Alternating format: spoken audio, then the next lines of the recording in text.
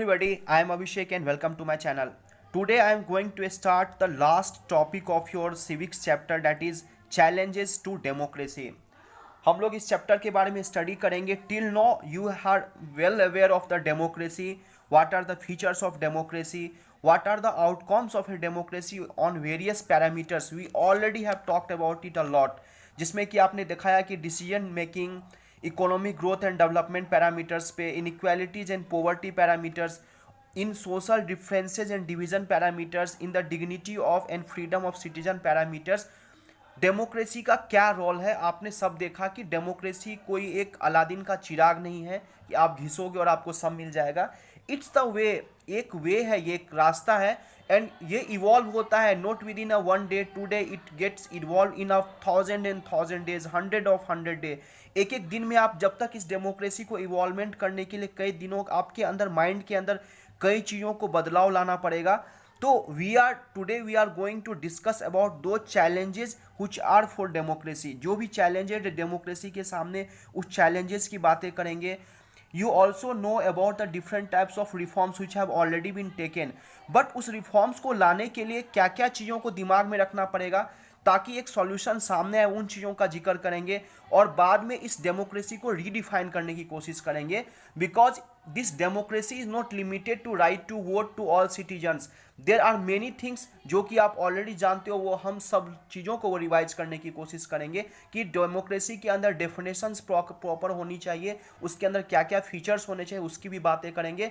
And in the last of my video I will tell कि आपके boards के लिए आपको पता है कि the syllabus has been reduced. तो आपके कौन कौन से सिलेबस आ रहे हैं आपके बोर्ड में, आपको उन वीडियोस को ज़्यादा से ज़्यादा बार देखना है ताकि आप अच्छे से अच्छे मार्क्स, जो 20 मार्क्स आपके सिविक्स के लिए हैं, वो 20 out of 20 you should get by watching all those videos. Apart from that और भी वीडियोज़ हैं जो कि आपके टेस्ट में आ सकते हैं, जो कि आपके पार्ट टाइम टेस्ट होते हैं स्कूल्स में. और वो नॉलेज के लिए, आपको डेमोक्रेसी को जानने के लिए सब कुछ ज़रूरी है. तो आपको सभी वीडियोज़ तो देखना ही है, but at the last moment of your examination you have to focus on दो chapters only. That chapters I will also tell you in the last of my video. So let's start the video for today. We are going to study about the challenges to democracy. तो आपको मैं एक story सुनाता हूँ, दो story सुनाता हूँ actually. आपको पता है कि कोई भी प्लांट है, प्लांट अगर आप लगाना चाहते हो तो सबसे पहले what you will do, you will bring a seed. Seed को आप क्या करोगे, ज़मीन के अंदर डालोगे, उसमें पानी वगैरह से सींचोगे, वो प्लांट आगे निकलेगा और फिर ये क्या होता है, बड़ा प्लांट बनता है. तो इस प्लांट को बड़ा करने के लिए, स्ट्रेंथ में डालने के लिए क्या क्या चीज़ों की ज़रूरत है. आपने क्या किया, उसको पहले बीज को डाला, वो थोड़ा बड़ा हुआ, फिर पानी डालते रहते हो, सनलाइट की ज़रूरत होती है. और सनलाइट की ज़रूरत होने के बाद अपना प्लांट फूड बनाती है, वो बड़ी होती है, फिर बड़ा होने के बाद भी आपको देखने की ज़रूरत है. तो किसी भी डेमोक्रेसी भी is similar to that one. It's a way of in evolvement. मैंने आपको बताया कि it's not evolve in one day, आपको 100 ऑफ डेज में जो इवॉल्व होंगे. तो ये सभी प्रॉब्लम्स हैं डेमोक्रेसी के अंदर. ये सभी तीनों चीज़ में, तीन और चार जो भी इनके बेसिक चीज़ है, अगर वो सभी चीज़ें डेमोक्रेसी को नहीं मिलेगा तो democracy will not evolve in a proper way. In another example I will give you that suppose आपको बड़ा होके आईएएस ऑफिसर बनना है, आपको यूपीएससी क्रैक करना है for example. So what will the process, first what you will do, आप पढ़ना स्टार्ट करते हो नर्सरी से पढ़ना स्टार्ट करते होते हो. अगर आपको यूपीएससी करना है तो first what you have to think, आपको थिंक करना पड़ेगा कि हाँ मैं यूपीएससी कर सकता हूँ. You have to assume and आपको इमेजिन करना पड़ेगा कि हाँ मैं यूपीएससी कर सकता हूँ. तो आपका एक बेस बनेगा, हाँ उसके लिए आप तैयार होगे. फिर आप पढ़ना स्टार्ट करोगे तो आपको फिर कई सारे चैलेंजेस आएंगे बीच में, आप उसको भी फेस करोगे, उसको भी ख़त्म करते करते जब आप एक ऑफिसर बन जाओगे तो भी आपकी चीज़ें ख़त्म नहीं होती है, वहाँ पर आपकी रिस्पॉन्सिबिलिटी और भी बढ़ जाती है. तो मैं आपको एक चीज़ क्लियर कर देता हूँ, जो चीज़ें हम लोग फेस कर चुके हैं, आप इस गलत फहमी में मत रहना. आप, योर पेरेंट्स विल टेल कि इस साल पढ़ लो, अगले साल से तो मस्ती है, 10th पास कर लो मस्ती है, 12th पास कर लो मस्ती है. तो I will clear you one thing, आपको सही में आपको बता देता हूँ कि this life is not like that. Life में जिस तरह से आपको जॉब सिक्योर करने के लिए, आपको अच्छे पोस्ट पे पहुंचने के लिए जितनी मेहनत की ज़रूरत है ना, उससे ज़्यादा ज़रूरत होगी आपको जॉब में स्टेबिलिटी गेन करने के लिए. तो आपके चीज़ों को क्लियर कर लो अपने माइंड से, कभी भी मस्ती नहीं है. हाँ, during the life way your way of life can be good. आप अपने लाइफ को उस तरह से जी सकते हो, बट ये आप अपने रिस्पॉन्सिबिलिटी से नहीं भाग सकते हो। चाहे 10th पास कर लो, 12th पास कर लो, बड़ा आदमी बन जाओ, चाहे कलेक्टर ही बन जाओगे, कलेक्टर बनने के बाद तो और भी रिस्पॉन्सिबिलिटी आपके पास आएगी कि आपको पूरे डिस्ट्रिक्ट को कैसे चलाना है। तो this is the reality of the life. So this challenges I can divide, जो भी आपको मैंने स्टोरी सुनाया है इस बेसिस पर, अगर डेमोक्रेसी को इवॉल्व होना है तो बेसिकली 3 चैलेंजेस आर देयर, जिसका मैंने आपको एक एक करके बताया। You can write note down this point, there can be a question कि what are the different challenges which democracy are facing. The first is the foundation challenges, second will be the challenge of expansion, and third will be the deepening of democracy. So remember, these are the 3 challenges which democracy are facing. One by one we will try to understand about it. Already आपको पता चल चुका है। Foundation का मतलब क्या है कि suppose there is a non democratic country. Suppose मैं एक एग्जांपल बताऊं कि नॉर्थ कोरिया के अंदर वीमेन को वोटिंग का राइट मिले, ये बात तो तब होगा ना जब पहले भैया वहां पर डेमोक्रेसी आ जाएगा। तो this is the foundation of democracy, this is the foundation challenge कि अगर आपको डेमोक्रेसी लाना है तो you have to see the basics कि पहले वहाँ डेमोक्रेसी आएगी, फर्स्ट टाइम वहाँ इलेक्शंस होगा, इलेक्शंस होने के बाद जो उनके प्रिंसिपल्स है वो तो बाद में, पहले डेमोक्रेसी आना। This is the foundation challenge, I think it's understood. उसमें क्या है कि अगर मिलिट्री वाले, अगर मान लें सपोज आपने डेमोक्रेसी लाने की कोशिश की और मिलिट्री वालों का काफ़ी आपके ऊपर इफेक्ट रहा, तो for example I will give you about North Korea, you already know about it. In Pakistan I have told you during my video of democracy, जब आप बेसिक ऑफ डेमोक्रेसी देखोगे तो what I have tell you कि general Pervez Musharraf ने क्या किया था, वहाँ में ऑलरेडी जो वहाँ पे सरकार में थी उसको हटा करके खुद को डिक्लेयर कर दिया। मिलिट्री इंटरवेंशन वहाँ पर हुआ था। It means that this is the foundation challenge which the Pakistan was facing that time. Now बहुत ही अच्छे कंडीशंस में, there is a stability, Imran Khan वहाँ के अभी प्राइम मिनिस्टर्स हैं तो अभी काफ़ी स्टेबिलिटी है, बट उस टाइम पे वो बेस फाउंडेशन चैलेंज से गुजर रही थी। तो this is the foundation challenge. Second is the challenge of expansion, और इस चैलेंज ऑफ एक्सपेंशन के लिए बहुत सारे कंट्री अभी गुजर रही इस दौर से। Our India is also for about, India भी जो हमारे देश के अंदर भी वही चैलेंजेज ऑफ एक्सपेंशन है। It means that what is the challenges of expansion कि एक बार सपोज आप पढ़ लिख के अच्छा कर गए हो, आप जब ड्यूरिंग आप यूपीएससी के लिए जब आप एग्जाम देने वाले होगे तो उस टाइम में जितने सारे चीज़ों को पढ़ना है, क्या रिवाइज करना है, कौन कौन से सब्जेक्ट को कवर करना है, ये चीज़ें बहुत ही इंपॉर्टेंट है, ये चैलेंजेस बहुत ही इंपॉर्टेंट है। And I will tell you one thing कि ये चैलेंजेस हमारे लिए रुकावट नहीं है। This is a positive thing which I will tell you in one sentence is very good for that. First you try to understand the different challenges for the democracy. This is the challenges of expansion. इसका मतलब इस वाले problems में क्या है कि whatever the basic principles like different type of social groups होते हैं, आपको पावर शेयरिंग करना है डिफरेंट डिफरेंट गवर्नमेंट्स में, फेडरल प्रिंसिपल्स को हर जगह पहुंचाना है, inclusion of women is there, minority group को इंक्लूजन कराना है। तो these are the principles. So हमारे देश के अंदर भी ये चीज़ें फॉलो नहीं हो रही, कई सारी चीज़ें जिसमें कि लैकिंग है। सो आप डेमोक्रेसी तो है आपके देश के अंदर, पर डेमोक्रेसी के लिए जो बेसिक प्रिंसिपल्स होना चाहिए वो बहुत सारी कंट्री में, बहुत सारे लोगों के बीच अब तक नहीं पहुंच पाया है। तो this is the challenge of expansion. And third, the very important is the deepening of democracy. If anybody will ask you the examples of the country which are facing through deepening of democracy, you can give any examples. Any developed country, कोई भी country, deepening का मतलब है कि democracy already हो गया है, आपने जॉब ऑलरेडी सिक्योर कर लिया, बट सिक्योर करने में आप कितने ईयर तक आप सेम चीज़ को कंटिन्यू मेंटेन कर सकते हो, अपने ईमानदारी को, अपने काम के प्रति एक्टिवनेस को, that is the deepening of democracy. Democracy भी है, उनके प्रिंसिपल्स भी फॉलो हो रहे हैं, बट वो डेमोक्रेसी कितने साल तक रहने वाला है उस कंट्री में, that is the deepening of, उसकी जड़ें कितनी मजबूत हैं, उस पेड़ की जड़ें कितनी मजबूत हैं पेड़ में, that is the deepening of democracy. और ये आखिर की बात है, सबसे पहले आपको डेमोक्रेसी लाना पड़ेगा, तब आपके डेमोक्रेटिक प्रिंसिपल्स को हर एक एक सिटीजन तक पहुंचाना पड़ेगा, और जब ये पहुंचने के बाद लोगों के अंदर कंप्लीटली आइडिया आ जाएगा कि what is democracy, what are the principle of democracy, तब जाकर होता है deepening of democracy. I think it's clear. तो these all are the challenges which are facing for a democracy. और इस चैलेंजेस के लिए मैंने आपको बताया कि ये कोई डिफ़िकल्टी नहीं है, ये कोई प्रॉब्लम्स नहीं होता है। A challenge is not just any problem, कोई प्रॉब्लम ही नहीं है चैलेंजेस। आपको यूपीएससी करना है, आपको आईएएस बनना है, तो वो चैलेंजेस नहीं है। मैं आपको एक सेंटेंस बोलता हूँ, you will understand. A challenge is a difficulty that carries within it an opportunity for a progress. See, beauty of this sentence. A challenge is a difficulty that carries with in it an opportunity for progress. तो आप बाधाओं से घबराओ मत, डर के आगे जीत है। तो ये चैलेंजेस क्या होती है कि ये अपॉर्चुनिटी हमें देती है फॉर प्रोग्रेस, हमारे विकास के लिए। जब आप उस चैलेंजेस से गुजरोगे और उसको फेस करोगे और इन चैलेंजेस को दूर करोगे, तो you will get relief in your mind also. आपके तन मन सब में आपको इतनी एनर्जी आ जाएगी कि आप कुछ भी कर सकते हो लाइफ में। तो this is about the challenges of democracy, and for this challenges we know that different type of reforms have also been made, so we will also study कि ये reforms किए तो गए हैं but still you know that problems are there, तो we will try to understand कि what are the major things which should keep in mind regarding these reforms।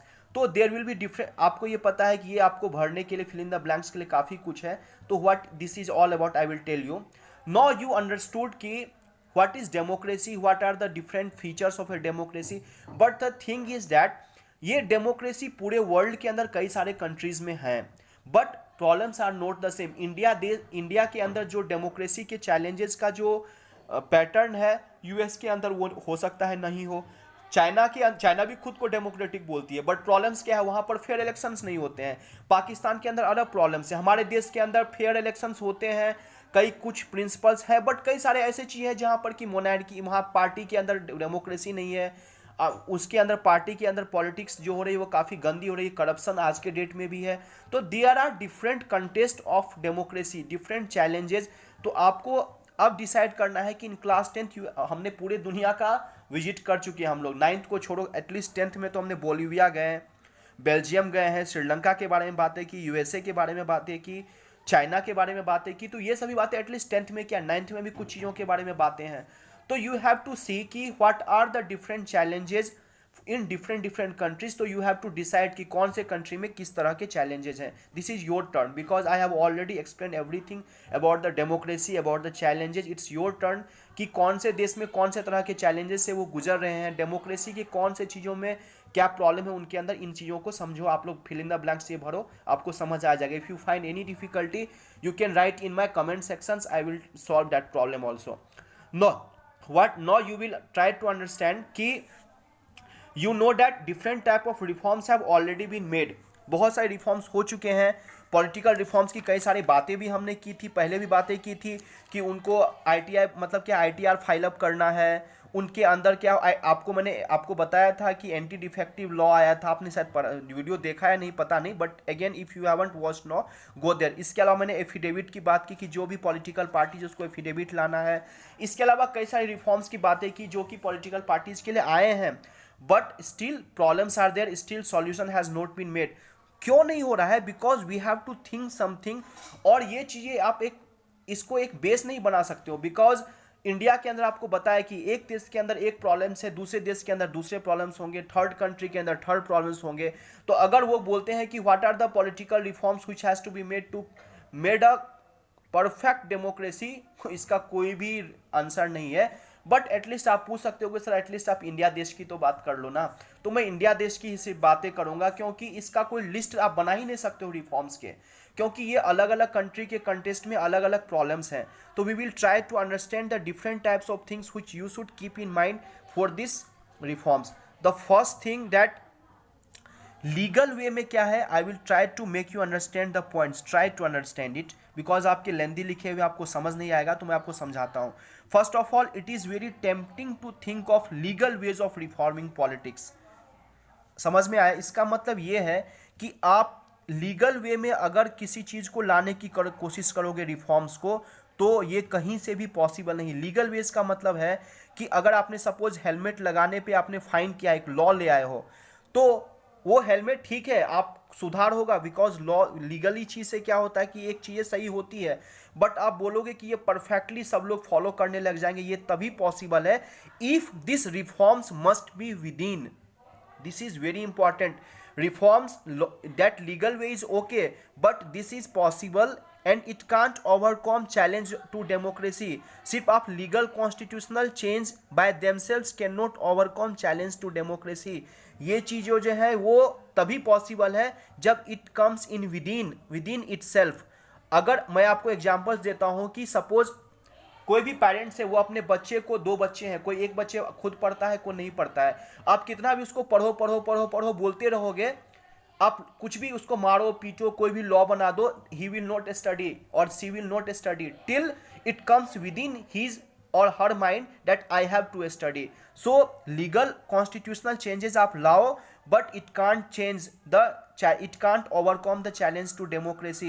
For this it comes within itself. It means political activist parties, ये उनके अंदर, citizens उनके अंदर आना पड़ेगा कि डेमोक्रेसी एक्चुअली में है क्या और उसका क्या फॉर्म हो सकता है. I think first form is clear कि क्या चीज़ों को अपने दिमाग में रखना पड़ेगा आपको. सेकेंड चीज है is that legal reforms must carefully look at what results it will have on politics. It means that there sometimes there is a counterproductive result. It means क्या कोई भी कानून लाया जाता है बट उस कानून का क्या है कि उल्टा रिजल्ट हो जाता है. तो you have to also think about that कि कोई भी अगर रिफॉर्म्स, मैं आपको एग्जाम्पल से आपके बुक से ही समझाता हूँ कि there was a law that जिनके दो बच्चे से ज़्यादा होंगे they can not contest elections in panchayats. जो पंचायत लेवल पर इलेक्शन है वहाँ दो बच्चों से ज़्यादा को इलेक्शन के लिए पार्टिसिपेट करने के लिए नहीं दिया जाएगा. But what was the result? Government ने क्या सोच के लाया था कि पॉपुलेशन कंट्रोल होगा, देश की आबादी कम होगी, but what was the result? उससे कई सारे पुअर वीमेन एंड मेन जो थे, जो कि कैपेबल थे पॉलिटिक्स में लड़ने के लिए, बट ड्यू टू बच्चे ज़्यादा होने की वजह से वो लड़ नहीं पाए. See this is the counter productive results. तो आप जब भी कोई लीगल रिफॉर्म्स करते हो तो you have to keep in mind कि आपको क्या चीज़ें लानी है जिससे कि उसका उल्टा रिजल्ट्स ना हो. किसी चीज़ को बैन करना is not the solution. You know that बहुत सारे स्टेट्स है जहाँ पर कि क्या किया गया है कि दारू शराब को बैन कर दिया गया है, but what is the solution? आपको पता है उसका काउंटर प्रोडक्टिव रिजल्ट है, लोग ब्लैक में खरीदना चालू कर चुके हैं. तो जब तक ये दोनों बातें, जब तक विद इन इटसेल्फ नहीं आएगा कि दारू पीना बुरी बात है, तब तक ये रिफॉर्म्स पॉसिबल नहीं है. And second thing is that जब किसी भी लीगल रिफॉर्म्स के प्रोडक्टिव रिजल्ट्स जो है, anti productive result, counter productive results, इन सभी चीज़ों को दिमाग में रखते हुए आपको कोई भी लीगल लॉ लाना पड़ेगा, कोई भी रिफॉर्म्स करना पड़ेगा. I think that 2 points are clear. And third is very important that this reform should come through politically practice only, through constitutional way only. आप चाहे धरना डालो, चाहे प्रेशर ग्रुप, चाहे मूवमेंट ग्रुप्स कितना भी दंगा करे, कितना भी गवर्नमेंट के अगेंस्ट में चीज़ लाए, बट ये तभी लाओ जब एक कॉन्स्टिट्यूशनल वे में आप करो. मैं आपको एग्जांपल से समझाता हूँ. हमारे और आपके कई सारे जैसे ऐसे लोग हैं जिनको कि किसी भी नेता के प्रति गुस्सा है. What you will do? आप जाके क्या अभी आपको बोल दिया कि मर्डर कर लो, जिनको पसंद हो उसको गोली मार दो, तो this is the solution? No. क्यों नहीं सॉल्यूशन है कि ये कॉमन नहीं है ना. हर कोई जाके गोली थोड़ी मार सकता है नेता लोगों को, या जिसके प्रति आपकी जो आप नहीं चाहते हो वो उसने किया, कोई लॉ बना दिया, आप जाके गोली मार दोगे? This is not the way. क्योंकि हमारा डेमोक्रेसी वो हमें राइट्स नहीं देता है, कॉन्स्टिट्यूशन हमें वो राइट नहीं देता है. The thing is that this reform should be there, but it should come through political practice only, in a constitutional way only. सबके एक कॉन्स्टिट्यूशनल वे होने चाहिए किसी भी रिफॉर्म्स करने के लिए. This is the third point. If questions will come that what you should keep in mind for any reforms, you can explain in a well manner way. Now 3 points is clear. Now I will go to the last point. The last point is that any proposals for any political reforms should think not only what is good solution but also who will implement it and how. This is very important. करने के लिए कई सारे reforms कर दोगे कि ये कर दो वो कर दो, बट ये कर दो वो कर दो, आप पहले ये भी देखना पड़ेगा कि उसको करने वाला कौन है. If you are talking about some political reforms regarding suppose corruption, चाहे तो आरटीआई की बात करो, आपको पता है ना कि इसके अगेंस्ट में खुद पॉलिटिकल पार्टीज है, क्योंकि law makers, legislators are those only. वो क्यों ऐसे चीज़ों को लाएंगे जो कि उनके लिए ही नुकसानदेह हो? तो जो भी है उनके interest of political parties and MP के, वो कोई भी नियम कानून नहीं लाएंगे.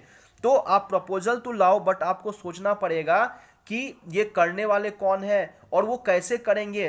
Then only this is successful. Otherwise वो तो कोई भी लूप होल्स निकाल लेंगे. आपको जब आप पढ़ोगे वहां पर आपको एंटी डिफेक्टिव लॉ का, आप उसने लूप होल्स निकाल लिया है कि वो सब लोग रेजिग्नेशन देते हैं, दूसरे पार्टी को ज्वाइन करते हैं, उनको निकाल दिया था, इलेक्शंस होता है, फिर से जीतते हैं. तो you have to think those things also कि आप रिफॉर्म्स तो करो, बट इन चीज़ों को ध्यान रखना जरूरी है. तो मैं आपको कुछ प्रपोजल्स बताता हूँ. It's a example only, common example, कि इन चारों पॉइंट्स को दिमाग में रखते हुए कि कॉन्स्टिट्यूशनल वे में होना चाहिए. Secondly this should come in the mind only Thirdly, it should come through the political practices only. Fourth of all, who will do it, how they will do it, we have to keep in mind. So regarding this, there are two examples. First is doctor absentee and second is political funding. These are the examples कि democracy में ये challenges अगर हुए, इनका solution क्या है, एक proposal है। तो ये चीज़ चाहे तो आप पढ़ सकते हो, मैं एक्सप्लेन कर देता हूँ एक बार। कोई एक सपोज गांव है, गांव के अंदर एक डॉक्टर है जो कि सरकारी डॉक्टर है, but what is the thing कि ये डॉक्टर गांव में नहीं रहता है, शहर में रहता है, and there is private clinics वो चलाता है और सबको बोल के रखा है कि कोई भी प्रॉब्लम आप वहां पे आ जाओ, और महीने में 2 बार 3 बार आ गया, हाजिरी लगाया और निकल गए। तो दिस इज द चैलेंज कि इससे क्या होगा कि प्रॉपर वे में ना तो लोगों का भला होगा, और वो क्या है, सरकार का पैसा फ्री में खा रही है। तो देयर इज अ प्रपोजल कि आप क्या करो, सबसे पहले फिक्स कर दो कि डॉक्टर को एक लॉ बना दो कि आपको गांव में ही रहना पड़ेगा। सबसे पहला रूल हो गया। सेकेंडली, आप क्या करो कि इंस्पेक्शन क्या करो, बीच बीच में वहां पे जाके देखा करो कि डॉक्टर प्रेजेंट है या नहीं। थर्डली, आप क्या करो, एक एनुअल रिपोर्ट्स, और ये रिपोर्ट्स बनाने दो गांव के पंचायत लेवल पर कि वहां के लोग ये रिपोर्ट्स में लिखें कि what is the performance of that doctor. ये these are the some problem, these are the some solution. तो ये सॉल्यूशन एक डॉक्टर के लिए, इसी तरह से पॉलिटिकल पार्टीज के लिए कुछ प्रपोजल्स हैं। By this proposals you can take out the reforms.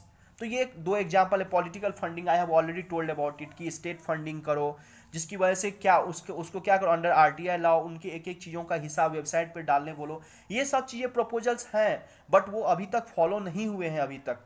तो this are the few things which you should know कि पॉलिटिकल रिफॉर्म्स के लिए कौन कौन सी चीज़ें ज़रूरत है। No I will talk about the last topic of this our civics, that redefining democracy. Democracy के बहुत सारे डिफिनेशंस आपको मालूम चल गए हैं कि डेमोक्रेसी के अंदर क्या क्या होना चाहिए। फ्री एंड फेयर इलेक्शंस होना चाहिए, लोगों को फंडामेंटल राइट्स मिलना चाहिए, देयर शुड बी गवर्नमेंट जो होने चाहिए, बेसिक रूल्स को हर सिटीजन तक पहुंचाना चाहिए। तो ये सभी एक बेसिक्स मिनिमम डिफिनेशंस। एक्चुअली क्या है, this democracy is not a very small topic. if you will take political science, if you will do the PhD, you will get to know about it कि democracy काफ़ी elongated चीज़ है। इसका explanation काफ़ी, इसलिए मैंने आपको बताया ना कि ये एक इवॉल्वमेंट है कई ईयर्स का, कई थाउजेंड ऑफ ईयर्स का। तो we will try to manipulate it, we will try to redefine democracy. और जितने भी 4 चैप्टर्स आपने पढ़े, चाहे पावर शेयरिंग है, फेडरलिज्म है, आपने discrimination on the gender, religion, caste, political parties को पढ़ा, आउटकम्स ऑफ डेमोक्रेसी को पढ़ा, तो ये सभी चीज़ों को एक साथ मिलाते हुए मैं डेमोक्रेसी को डिफाइन करने की कोशिश करता हूँ। Let's see about it. ये बेसिक्स मिनिमम डेफिनेशंस आपको मालूम है डेमोक्रेसी की, बट डेमोक्रेसी में what should be there should be talk about not only the right to vote, but there should be talking about the social and economic rights, and that should offer to the every citizens. There should be in the democracy. Secondly, we have seen that how much important is power sharing in the democracy between the center, state level, और जितने भी municipality level पर हैं, ग्राम पंचायत के level पर हैं, कितनी important चीज़ें हैं। This should also include in the democracy. Third thing that we have seen that only majority ही is not important, how minorities voice is very important in a democracy, you already know about it। आपको श्रीलंका का case मालूम है कि वहां पर क्या क्या हुआ था। Fourth thing is that this should go on beyond the government in its activity, and what should be the thing, that discrimination whatever is being done on the basis of caste, religion and gender, that should be removed, that should be included in the democracy। and we have already talked about the outcomes of a democracy, that अलग अलग parameters पर क्या क्या democracy किस तरह से helpful है और डेमोक्रेसी का कितना रोल है, ये सब कुछ हम लोग पढ़ चुके हैं। तो I think that this all thing will give an idea to you कि what is democracy, what are the features of democracy, what are the problems which are being faced in our social life, how these problems can be faced, what are the challenges to a democracy, what are the different reforms which has been already done to the political parties, what should be kept in mind regarding the reforms in political parties। तो आप लोगों को एक complete idea आ चुका है इस पूरे democracy का, पूरे reforms का। with this note I will finish your civics topic। the end हो चुका है इस civics topic का। You go through my chapter 1 से लेकर के चैप्टर 8 तक कंप्लीट वीडियोस देखें, आपको पूरा आइडियाज आ जाएगा सिविक्स चैप्टर का कि आपको 10th के अंदर जितने भी सिलेबस हैं you will get to know about it. And finally last, मैंने आपको कुछ प्रॉमिस किया था that I will tell you regarding your boards exams, so the time has come now. I will tell you regarding the syllabus. Keep in mind, this is very important. Chapter 1, what was chapter 1? Power sharing। Second, chapter 2, what was the chapter? Federalism. Chapter 6, political parties, and chapter 7, outcomes of a democracy. These are the 4 chapters from which question will come in your board syllabus. Now it's clear. 1 2 6 7 याद रखो, इन 4 chapter से आपके boards के ये syllabus हैं. Reduce syllabus is this one, so you have to focus on these 4 chapters more and more. But I will suggest you, और बाकी chapters भी आपके टेस्ट में आ सकते हैं, but in the board prospective when there will be board near by, you have to focus in these 4 chapters only. But I will tell you कि आपको अगर एक ब्रीफ आइडिया लेना है सिविक्स का, आपको डेमोक्रेसी के बारे में चीज़ें जाननी है, आपको सभी कुछ जानना है, तो आप मेरे 8 चैप्टर सभी वीडियोज़ को देखें. With this I will stop my video today. This is all about the civics of the class 10th. I will start your economics, geography, everything I will take for you. आपके 9th के भी syllabus को मैं start करूंगा. With this note I will complete my video. Thanks for listening. Take care of your health and good bye.